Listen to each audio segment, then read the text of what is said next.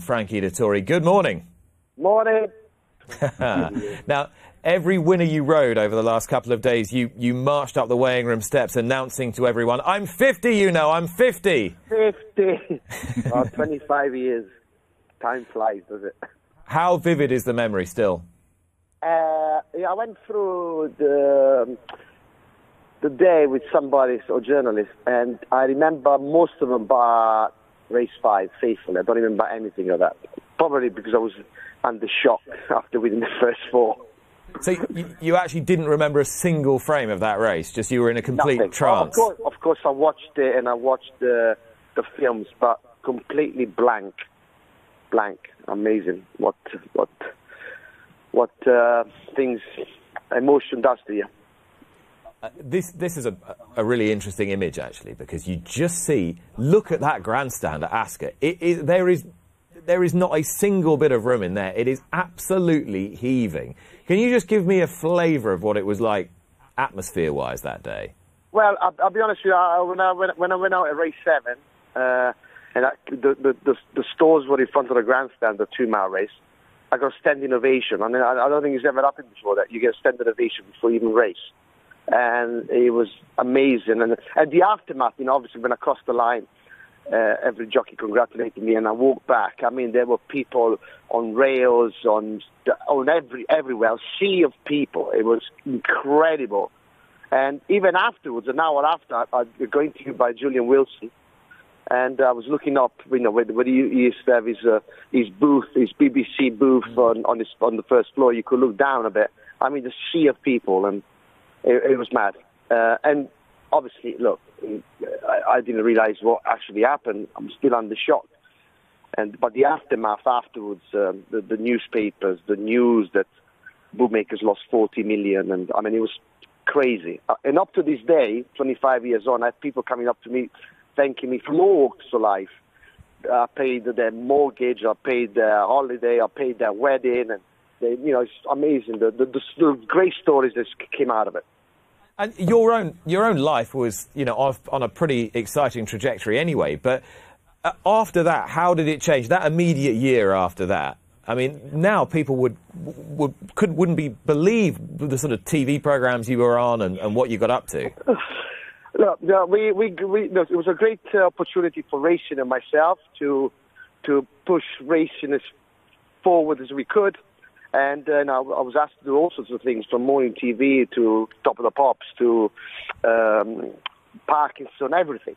And you know, I was trying to push racing as far as I could.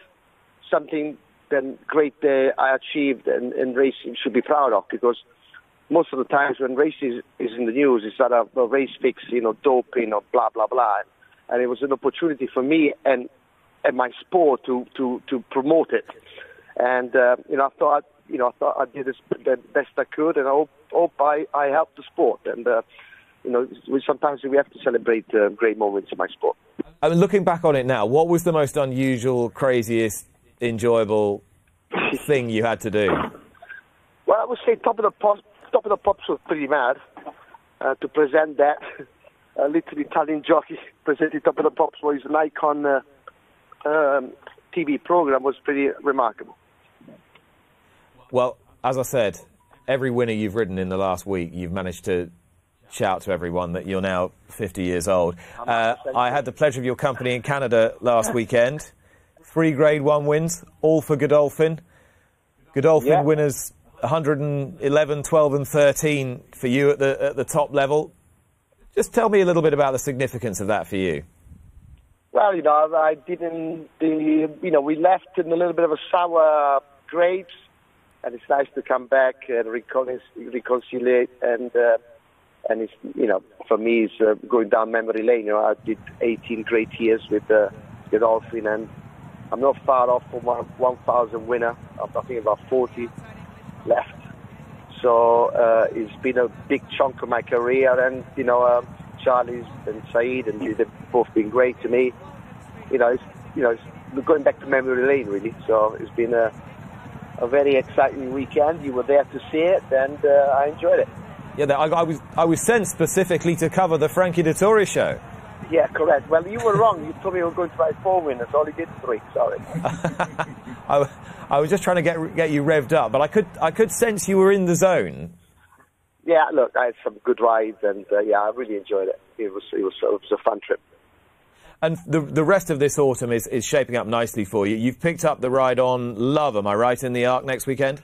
Well, it sounds like it. That's what I read in the paper, and I suspect that Ryan is going to stay on Snowfall, getting all the allowances as a filly, and yeah, there's a lot of she needs no introduction. She's a great filly and very exciting. The Arc is a special race, like Christophe said. He's been very kind to me, and I can't wait till next Sunday. And it is 31 you've ridden in, isn't it? 31 ridden, yeah. Hopefully 32 by Sunday. And it would have been, but for breaking your ankle before Trev in 13, you'd have gone uninterrupted in 32, yeah? 100%. I started when I was 17. I was pacemaker for Kayazi, for the Aga Khan. That is nuts. And I've been in everyone since, so it's a pretty remarkable achievement. I mean, of all the things you've achieved, and we talked about the Magnificent Seven, that's got to be pretty high up there, hasn't it? Yeah, correct. Yeah, I mean, 32 arcs this Sunday is crazy, really, when you think about it. Well, a lot of the jockeys in the weight weren't even born. Yeah, well, you're going strong. It's great to chat. You've got Champions Day to look forward to after that with Palace Pier and Stradivarius, and then I've no doubt you've got the winter well planned. Yeah, obviously we'll see in the Breeders' Cup, and yeah, there's all sorts of going on. It's Bahrain, and then obviously I'm probably going to spend the winter in Dubai again, like I did last year. Mainly for Saeed, yeah? Most importantly, I'm going to watch the London Derby today, so up the Arsenal. Good luck. Good luck. People who know better about these things tell me you might need it. Yeah, probably. Thank you. Cheers, Frankie. Bye. Frankie Dettori, he's off to watch the North London Derby, and he was tempted, I think, to go down to the Joshua fight last night, but he